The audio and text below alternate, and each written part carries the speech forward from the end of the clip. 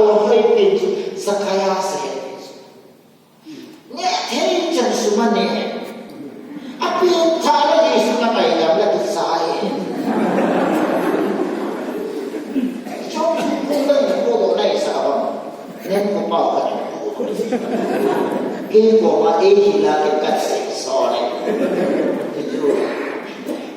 kịp kiến nó là gì thế ra không kịp kiến nó là gì kịp kiến nó chiều là gì mà in cầm mà nó bay đi mà phải sai ta xuống là cái mà bộ nó mà in hay sang giờ cái mà in trên cái ta bắt là mà cái gì phải nên có bảo là cái gì cũng là ta cái gì cái mà hiện là à pin thao là giờ cái có bộ lấy pin lấy là mà nó ra xịn nên cho ra cái gì income tax officer nè thì cho nên anh mà hết lẽ gì xuống mà này là cái sai là gì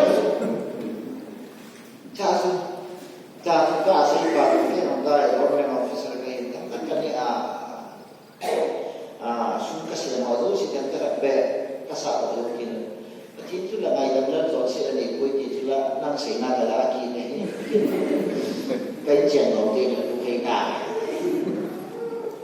anh nói hay ôn hết thì cả giờ tài vang cái chuyện đầu tiên là bắt cái gì xuống cái bút tô cái gì anh ấy chính chuyện hiện vàng nên abu ala baru se di mana bi ti rupana Yesus ko bolong ko eda Yesus la ke ye ahau je Yesus ko ma ke ye Yesus ku ko ye azab pa atuza pa Yesus ko ma ke ye na wa de wa ki tu ka be ke ti tu ba ti ho ko na tu le nên ko ba ka tu se ka se ni Ibian bahan to, kapu tipu agak isu, yang zaman sekam. Ya dia dah buka. Now, apa tu? Ibian ada apa? Dan kalau kita mula sih, jangan apa dan kalau kita mau.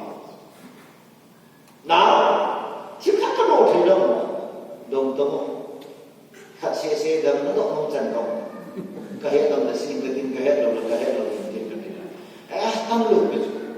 Isu yang ni.啊，这些我也不听见，我说你找有病啊！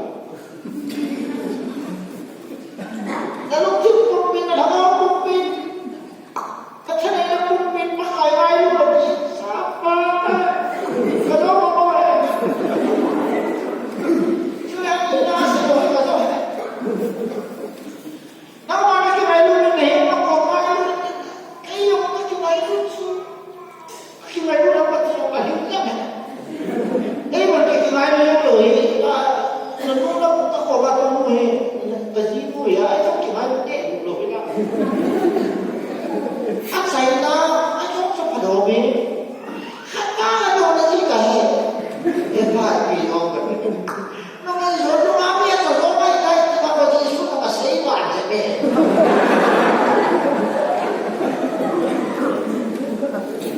Baik cepat kami jodoh kami.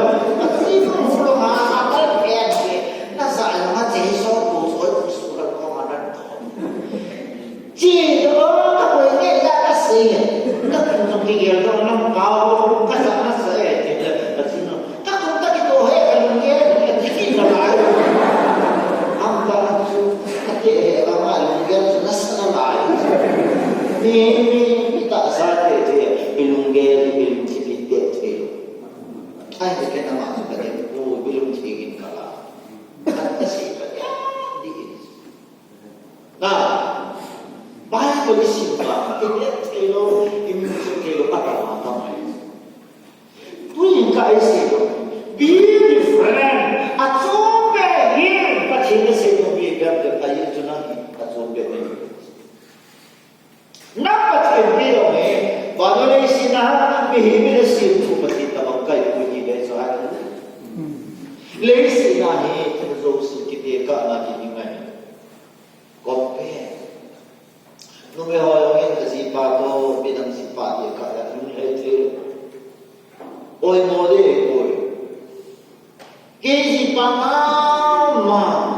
ni mo sa mo ito may ay alung timno may kaya kasi alung timno sa Yesu mulpin agad din miso si David ay lumawain het sila lah aji pa minsan data wala na makamaan niya chat nah alung may hawahin mo iyakan pag aji pa minadoy sila aji pa sa kamatural kita aji pa ako sa aji pa ang ay nagdam dito Yesu.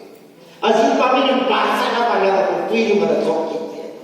Yung behoy ka din na. Aji pa focus na. Aji pa misa na palit di ino sila di ba? Kapit mo sila ng kapit.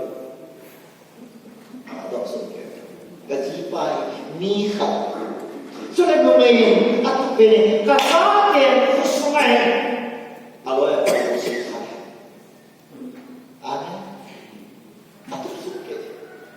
yang terpilih yo, mula sama lagi apa masih oi, tak sensasi vanuya mi to kibak lebat dindinga ego berhati, kecita nak kilang ini percinta tapan. Zulai sebenarnya dia ho pesan terba, anung lai lahi percini dikasih, Exodus bungge jam somle, tidak ada. Itu simlet, Exodus bungge datul kaumin, jatuh simai dikasih. I will deal differently. Nah, Goshen to say that. I will deal this place differently because my people lives and I lives. Kami ke wala kacene, atsum bea kabore seperti tampan satu sumbe kimit. Amen. Wang suhi pachini ke cina ya Ichi area pachini situ. Atsum bea kabore saya. Christianity itu baik semua kepada ia pachini baik semua sumbe katambe. Tidak kebetulan puna fungsi tujuh. Solar nanti atsumbe kabore ini masih suka sana. Jadi kami Israel era atsumbe wala ni hidup pari. Akhir mui cina bilang ke mui cina cina. Pakai ke mui cina cimpa aman dia mui tak cinja. Kita ke mui mau kapur dan nak cinta apa sih ke mui cina itu ada.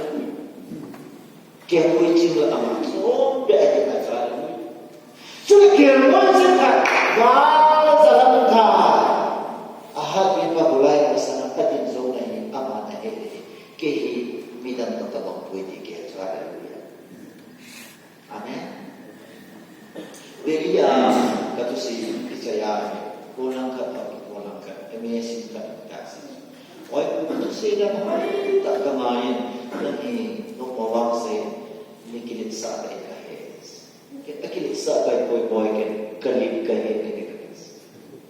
Haleluya. Kilit sa kai boy alip kahis. Kan kahis lo. Siapa soalnya ini sekian lengkap. Pakai Yesus ini cerita lehentik. Walau ini tak bintang lagi sahaja biru. Yesus ini apalah pada efek apa orang Yesus ini. Midang pintu kita mendoa ini. Midang pintu pasal sisa ini amai alau tidak dikuapi. Berarti apa? Tapi yang dalam itu kita mendoa. Pintar itu yang ini tak satu sana pintar itu kita mendoa. Lingkap kayu sih. Nabi Thai valu yang api tak lu foto lagi hipno. Siswi juga sih. Hai tak kira. Be different. Gosen kamu cumbe. Munda kau sahilana. Kau telana kau siwai bongle, pukriyo suci sana susana. Gamna hisilan satu lah. Template gamna siso